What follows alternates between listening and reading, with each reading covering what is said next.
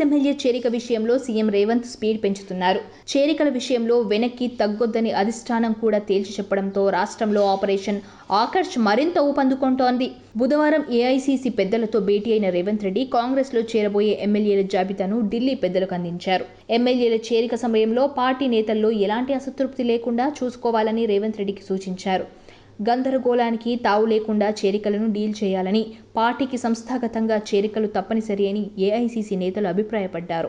అదే సమయంలో సీనియర్లకు ప్రాధాన్యతను తగ్గించవద్దని సూచించారు. రాష్ట్రంలో బీజేపీకి ఎలాంటి అవకాశం ఇవ్వొద్దని, ఈ మేరకు చేరికలను ప్రోత్సహించాలని ఢిల్లీ పెద్దలు చెప్పగా, అసెంబ్లీ సమావేశాల్లోపే 11 మంది ఎమ్మెల్యేలు కాంగ్రెస్లో చేరుతారని రేవంత్ స్పష్టం చేసినట్లు సమాచారం. అయితే బీఆర్ఎస్ నుంచి కాంగ్రెస్లో చేరేందుకు సిద్ధంగా ఉన్నారని హైకమాండ్కు రేవంత్ ఇచ్చిన జాబితాలో ఉన్న 11 మంది ఎమ్మెల్యేలు ఎవరనేది ఆసక్తికరంగా మారింది.